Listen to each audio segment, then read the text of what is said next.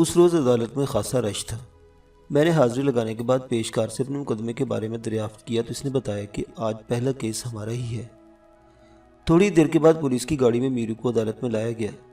تفتیشی افسر ایک ASI تھا، اس کے ساتھ 2 کانسٹیبل بھی تھے۔ میرو کے ہاتھوں میں ہتکڑی لگی ہوئی تھی۔ جج صاحب کی آمد کے بعد مقدمے کی باقاعدہ کارروائی کا آغاز ہوا۔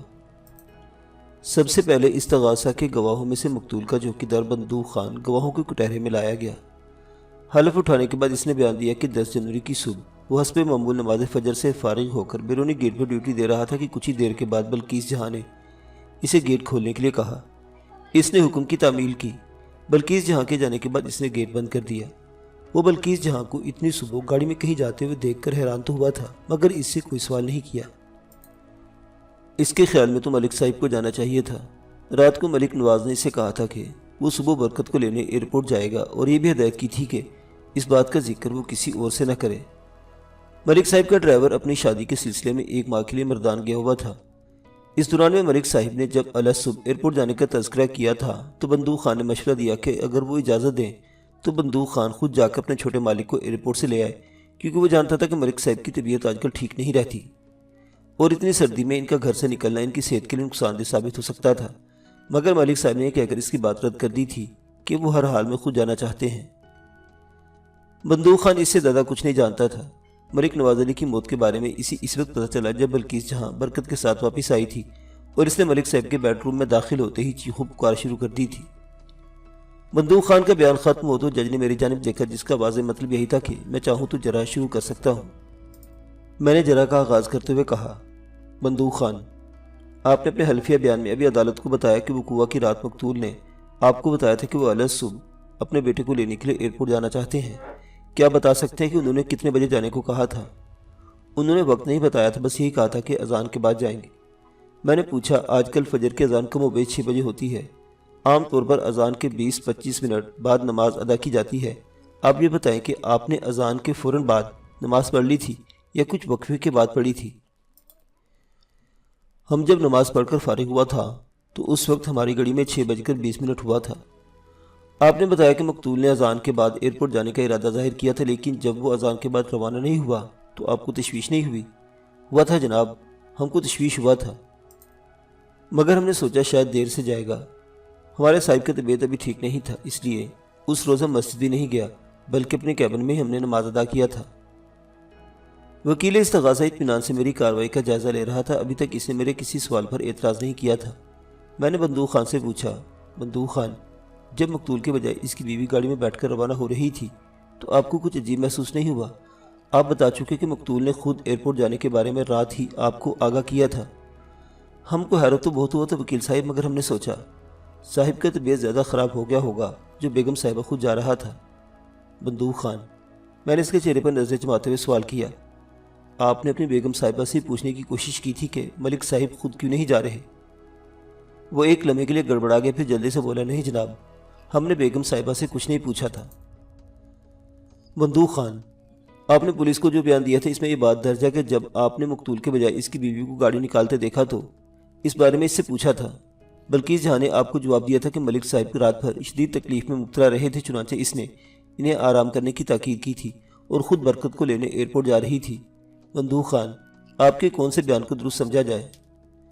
وہ تذبذب کا شکار نظر آنے لگا۔ اس نے پریشان نظروں سے بلقیس جہاں کی جانب دیکھا، پھر میری جانب دیکھ کر بولا، ہم نے پولیس کو ایسا کوئی بیان نہیں دیا۔ جناب عالی، میں نے جج کو مخاطب کرتے ہوئے کہا، پولیس نے گواہوں کے جو بیان عدالت میں پیش کیے ہیں ان میں بندوق خان کے بیان میں وہ بات موجود ہے جس کے لیے گواہ انکار کر رہا ہے۔ بیان کے نیچے گواہ کا نشان کا انگوٹھا بھی موجود ہے۔ جج نے بندوق خان سے کہا، وکیل صفائی کے سوال کا جواب دیا جائے۔ بندوق خان تھوک نکلتے ہوئے کہا، ہم کوئی پڑھا لکھا آدمی نہیں ہے جناب، پولیس نے ہم سے جو پوچھا ہم نے بتایا، ہم نے ایسا کوئی بات نہیں کہا تھا، پولیس نے اپنی طرف سے خود ہی لکھ لیا ہوگا۔ ٹھیک ہے بندوق خان، میں نے اپنے انداز میں ذرا سی تبدیلی کرتے ہوئے سوال کیا، بلقیس جہاں کی گاڑی کتنے بجے بنگلے سے روانہ ہوئی تھی؟ ہمارے کیبن میں دیوار کا گھڑی لگا ہوا ہے، بندوق خان نے بتایا۔ بیگم صاحبہ کے جانے کے بعد ہم گیٹ بند کر کے اپنے کیبن میں آ گیا تھا، اسی وقت ہماری نظر گھڑی پر پڑا تھا، ٹھیک 6:30 بجے کا وقت تھا۔ جج نے اپنے کاغذات میں کچھ نوٹ کیا۔ میں نے بندوق خان سے سوال کیا، بیگم صاحبہ کی واپسی کب ہوئی تھی؟ دوپہر سے کافی دیر پہلے، بندوق خان نے بتایا۔ ہم نے وقت نہیں دیکھا تھا۔ ٹھیک ہے، میں نے جج کی جانب مڑتے ہوئے کہا۔ مجھے اور کچھ نہیں پوچھنا جناب عالی، میں اپنی جگہ جا کر بیٹھ گیا۔ بندوق خان کے بعد تصدق حسین گواہوں کے کٹہرے میں آیا۔ اس نے بیان دیتے ہوئے کہا کہ 9 جنوری کی رات اس کے مالک کے بیٹے کی سالگرہ تھی، اس لیے ان کی کوٹھی میں رات گئے تو خوب ہنگامہ رہا تھا۔ تصدق حسین مذکورہ کوٹھی میں چوکیدار تھا اور یہ کوٹھی ملک نواز علی کے بنگلے کے عقب میں واقع تھی۔ ملک نواز کے بنگلے کا عقبی دروازہ کوٹھی کی جانب ہی کھلتا تھا۔ تصدق حسین نے بتایا، میں رات تقریباً 2 بجے فارغ ہوا تھا۔ مہمان ایک ایک کر کے جا رہے تھے اور مجھے بار بار ان کے لیے گیٹ کھولنا پڑتا تھا۔ جب آخری مہمان جا چکا تو میں نے سکون کی سانس لی۔ اس وقت 2:10 ہوئے تھے۔ میں گیٹ کو اندر سے لاک کیا اور سونے کے لیے اپنے کوارٹر میں چلا آیا۔ ابھی مجھے سوئے ہوئے تھوڑی دیر ہوئی تھی کہ میری آنکھ کھل گئی۔ مجھے اپنے پیٹ میں گڑبڑ کا احساس ہوا تو میں فوراً باتھ روم کی طرف چلا گیا۔ شاید رات کو زیادہ کھا لینے کی وجہ سے میرا پیٹ خراب ہو گیا تھا۔ باتھ روم میں اچھا خاصا وقت گزارنے کے بعد میں فارغ ہوا تو سوچا چلو جاگ تو گیا ہوں، کیوں نہ ایک چکر کوٹھی کے سامنے کا حصے کا بھی لگا لوں۔ میں نے اچھی طرح گھوم پھر کر تسلی کر لی۔ بیرونی گیٹ کے تالے کو چیک کرنے کے بعد میں اپنے کوارٹر کی جانب جانے کے بارے میں سوچ ہی رہا تھا کہ میں نے ملک صاحب کی پچھواڑے ایک شخص کو مشکوک انداز میں گزرتے ہوئے دیکھا۔ اس نے سردی سے بچنے کے لیے چادر کی بکل مار رکھی تھی۔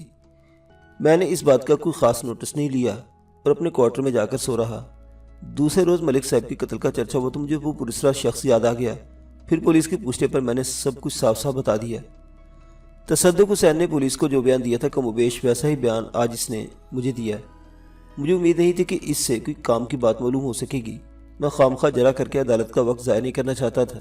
میری جانب سے جب کسی خاص رد عمل کا اظہار نہیں ہوا تو جج نے اگلے گواہ کو پیش کرنے کا حکم دیا۔ اگلا نمبر برکت کا تھا۔ وہ بیچارہ یہاں پہنچتے ہی مشکلات میں گھر گیا تھا۔ پہلے تو باپ کی موت کا صدمہ ہی کچھ کم نہ تھا اور اب پولیس اور کورٹ کے چکر نے اسے خاصا پریشان کر رکھا تھا۔ باپ سے اس کے لاکھ اختلاف صحیح، لیکن بہرحال وہ اس کا باپ تھا۔ رسولن کی زبانی مجھے برکت کے بارے میں بہت کچھ معلوم ہو چکا تھا، جس کے مطابق وہ ایک نہایت ہی معقول اور سمجھدار شخص تھا۔ اس نے اپنا طویل بیان مکمل کیا تو میں نے رسولن سے حاصل شدہ معلومات کی روشنی میں جرا شروع کر دی۔ برکت صاحب، آپ نے بتایا کہ آپ اپنے والد کی دوسری شادی سے خوش نہیں تھے اور آپ نے ان سے عرصہ وقت قطع تعلق کر رکھا تھا، پھر اپنے اچانک آمد کی وجوہات بتائیں گے؟ مجھے اعتراض ہے جناب، وکیل استغاثہ نے اپنی جگہ سے اٹھ کر تیز آواز میں کہا۔ جناب علی فاضل، وکیل کا سوال غیر متعلق ہے، موجودہ مقدمے سے اس کا کوئی تعلق نہیں ہے۔ میں نے جج کو مخاطب کرتے ہوئے کہا، جناب علی، یہ سوال غیر متعلق نہیں ہے۔ گواہ برکت نے اپنے بیان میں لکھا ہے کہ ملک نواز علی نے اسے کسی خاص مقصد کے لیے با اصرار یہاں بلایا تھا اور اس بات کو اپنی بیوی بلقیس جہاں سے پوشیدہ رکھنے کی تاکید کی تھی، بلکہ مقتول طبیعت خراب ہونے کے باوجود الگ صبح اپنے بیٹے کو لینے کے لیے خود ایئرپورٹ جانا چاہتا تھا۔ عدالت کے علم میں یہ بات آنا چاہیے کہ ایسی کون سی بات تھی جس کا ذکر مقتول نے اپنی بیوی سے بھی نہیں کیا تھا۔ یہ بات اب ملک صاحب سے تو پوچھی نہیں جا سکتی۔ اگر وکیل استغاثہ ایسا کر سکتے تو مجھے کوئی اعتراض نہیں ہوگا۔ آخری جملہ میں نے دانستہ استغاثہ کے وکیل کو چلانے کے لیے ادا کیا تھا۔ جج نے وکیل استغاثہ کے اعتراض رد کرتے مجھے جرا جاری رکھنے کا اشارہ کیا۔ میں نے سوالات کے سلسلے کو آگے بڑھایا۔ برکت صاحب، مقتول نے آپ کو بتایا تو ہوگا کہ اچانک اسے آپ کو بلانے کی ضرورت کیوں پیش آ گئی؟ جی ہاں، انہوں نے اپنے وصیت نامے کا ذکر کیا تھا۔ وہ میری موجودگی میں نیا وصیت نامہ لکھوانا چاہتے تھے۔ یہ 1 ماہ پہلے کی بات ہے۔ انہوں نے فون پر مجھے بتایا تھا۔ حالانکہ کافی عرصے سے ہمارے درمیان باہر نامی رابطہ رہ گیا تھا۔ ممی کی ڈیتھ کے بعد میں ڈیڈی سے بالکل ہی متنفر ہو گیا تھا۔ میں تو ممی کی موت کا ذمہ دار بھی ڈیڈی ہی کو سمجھتا ہوں۔ اگر وہ اپنے رویے میں تبدیلی پیدا کر لیتے تو شاید وہ آسانی سے موت سے ہمکنار ہوتی، کیونکہ ڈاکٹر نے ممی کی متوقع موت کی اعلان تو بہت پہلے ہی کر دیا تھا۔ بولتے بولتے اس کی آواز بھر آ گئی تھی۔ نعیمہ خاتون کینسر ایسے مزی مرض میں مبتلا تھی۔ غالباً اسپتال میں ہی ان کا انتقال ہوا تھا۔ یہ واقعی غیر متعلق سوال تھا، لیکن میں نے دانستہ یہ ذکر چھیڑا تھا۔ اس طرح برکت سے بہت مفید معلومات حاصل ہو سکتی تھی۔ رسولن کی زبانی مجھے معلوم ہو چکا تھا کہ برکت اپنی ماں کو بے انتہا چاہتا تھا۔ نعیمہ خاتون کے آخری سانسوں میں برکت اس کے پاس تھا۔ ملک نواز علی کو تو اپنے بزنس سے ہی فرصت نہیں تھی۔ وہ سمندر پار بستر مرگ پر پڑی نعیمہ پر کیا توجہ دیتا؟ پھر اب نعیمہ اس کی کسی مصرف کی بھی نہیں رہی تھی۔ اس کی دل بستگی کے لیے بلقیس جہاں جو موجود تھی۔ میں نے اپنے پاس بلا لیا تھا۔ برکت نے جذبات میں ڈوبی آواز میں جواب دیا۔ اس سے پیشتر بھی وہ نیو یارک کے ایک معروف اسپتال میں کئی بار علاج کی غرض سے آ چکی تھی۔ مرنے سے پہلے وہ بون میرو ٹرانسپلانٹیشن کے عمل سے بھی گزر چکی تھی۔ اس سے پہلے 3 مرتبہ ڈاکٹروں نے ان کا بلڈ ٹرانسفیوژن بھی کیا تھا۔ جناب عالی، یہاں قتل کے مقدمے کی سماعت ہو رہی ہے، نہ کہ ہم نعیمہ خاتون کی بیماری کی داستان سننے کے لیے اکٹھے ہوئے ہیں۔ وکیل استغاثہ کے صبر کا پیمانہ چھلک اٹھا تھا۔ فاضل وکیل عدالت کا قیمتی وقت برباد کر رہے ہیں۔ اس طرح کی جذباتی کہانیاں سنا کر جانے وہ کیا ثابت کرنا چاہتے ہیں؟ جج نے وکیل استغاثہ کے اعتراض کو درست تسلیم کرتے ہوئے کہا، غیر ضروری باتوں سے پرہیز کیا جائے۔ میں نے سوالات کا سلسلہ جاری رکھتے ہوئے کہا، برکت صاحب، ملک صاحب نے آپ کی غیر موجودگی میں دوسری شادی کی تھی۔ یہاں آ کر آپ پہلی بار اپنی ستیلی والدہ بلقیس جہاں سے ملنے والے تھے۔ آپ کو یقین تھا کہ آپ انہیں پہچان لیں گے؟ پہچان کا کیا سوال جناب، برکت نے جلدی سے کہا۔ میں تو یہ سوچ بھی نہیں سکتا تھا کہ ڈیڈی کی بجائے بلقیس جہاں میرے استقبال کے لیے ایئرپورٹ پر موجود ہوگی۔ مجھے تو ڈیڈی نے خود خاص طور پر یہ بات کہی تھی کہ وہ میری آمد سے اپنی نعیم منقوہہ کو بے خبر رکھنا چاہتے ہیں۔ میں نے دانستہ یہ سوال کیا تھا تاکہ یہ بات عدالت کے ریکارڈ پر آ جائے۔ آپ نے بلقیس جہاں کو پہلے کبھی نہیں دیکھا تھا۔ انہوں نے خود کو کیا کہہ کر آپ سے متعارف کرایا تھا؟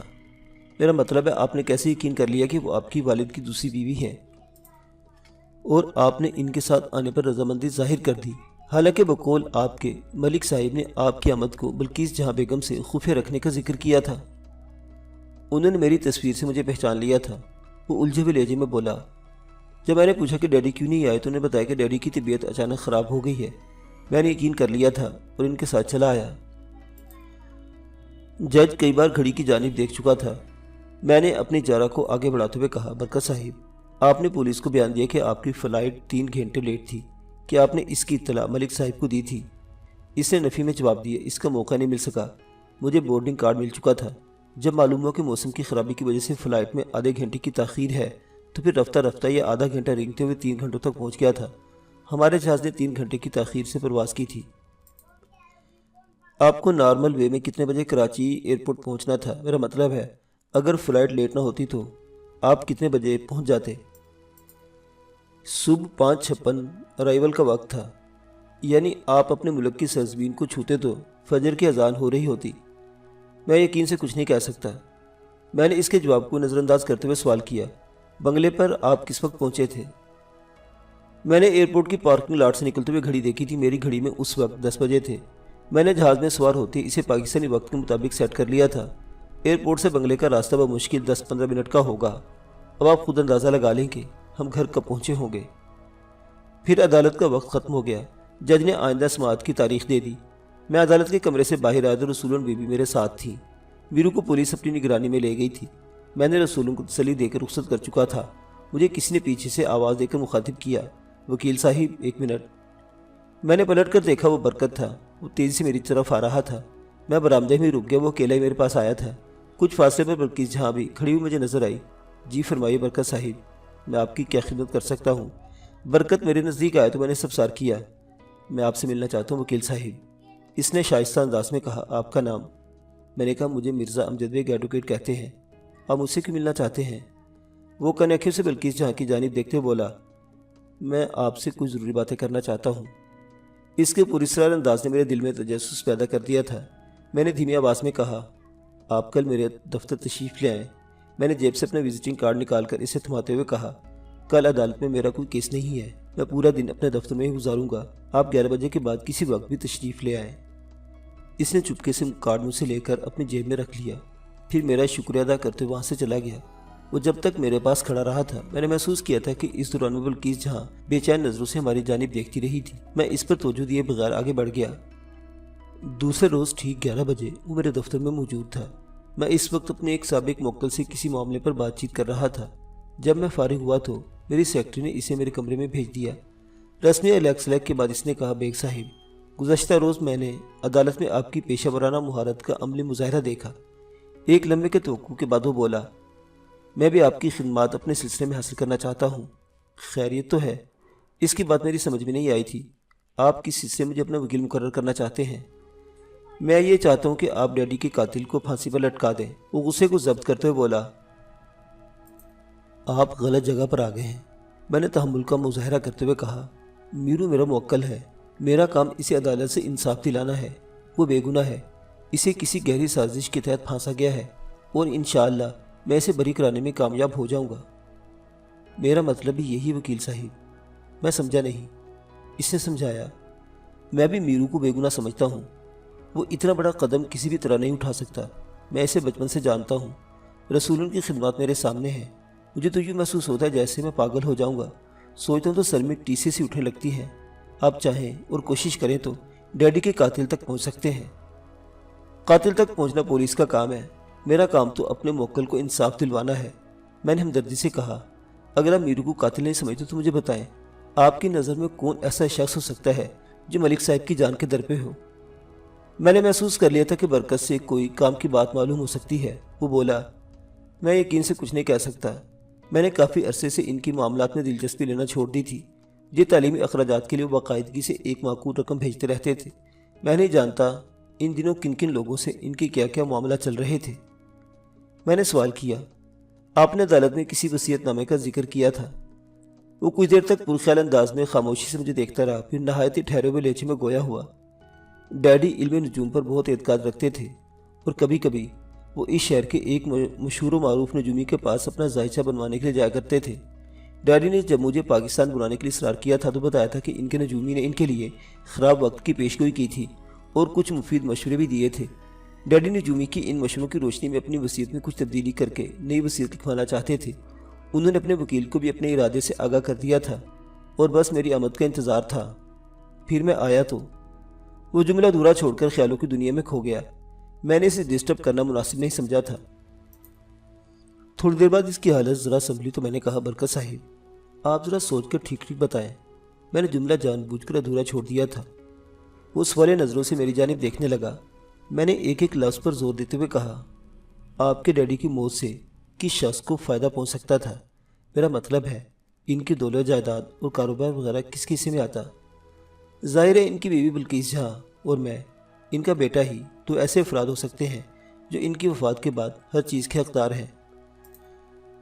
आपको मालूम है कि मलिक साहिब जिस वसीयतनामे में तब्दीली के ख्वाह थे, इसमें दर्ज वसीयत की नोयत क्या थी? मैंने कभी ये जानने की कोशिश नहीं की। मलिक साहब भी वकील को मलिक साहब की मौत का पता तो चल गया होगा। आपकी इनसे मुलाकात हुई? मेरी फ़ोन पर इनसे बात हो चुकी है लेकिन अभी मुलाकात नहीं हो सकी। बरकत ने बताया, 9 जनवरी की सुबह सड़क पार करते हुए एक तेज़ रफ्तार मोटरसाइकिल ने इन्हें टक्कर मार दी थी, जिसके नतीजे में इनकी टांग में फ्रैक्चर हो गया था। वो उस रोज़ से बेड पर पड़े हुए हैं। अब मैं उनके घर पर ही मुलाकात के बारे में सोच रहा हूँ। हादसे के बारे में सुनकर मैं चौंक पड़ा और फौरी तौर पर मेरा जहन एक शनासा वकील फ़िरोज़ चुगताई की तरफ चला गया। मैंने पूछा, मलिक साहब के वकील का नाम फ़िरोज़ चुगताई तो नहीं है? जी हाँ बिल्कुल। आप इन्हें जानते हैं क्या? चंद पेशा वराना मुलाकातें होती रहती हैं। मैंने कहा, आज शाम घर पर इनसे मिल लिया जाए तो कैसा रहेगा? बहुत अच्छा रहेगा। अगर आप चाहें तो मैं भी आपके साथ चलूँ। ज़रूर चलें, मैंने खुशदिली से कहा। फ़िरोज़ चुगताई साहिब इस केस में खासी मदद कर सकते हैं। कुछ देर बाद हमारे दरमियान इस केस से मुतल्लिक गुफ्तगू होती रही। फिर वो दोबारा आने का कहकर बरकत रुखसत हो रहा। फ़िरोज़ चुगताई से मुझे कारआमद मालूमात हासिल हुई। इसने कुछ ऐसी बातें भी बताई जिनसे मेरे बाशकूक यकीन में बदल गए।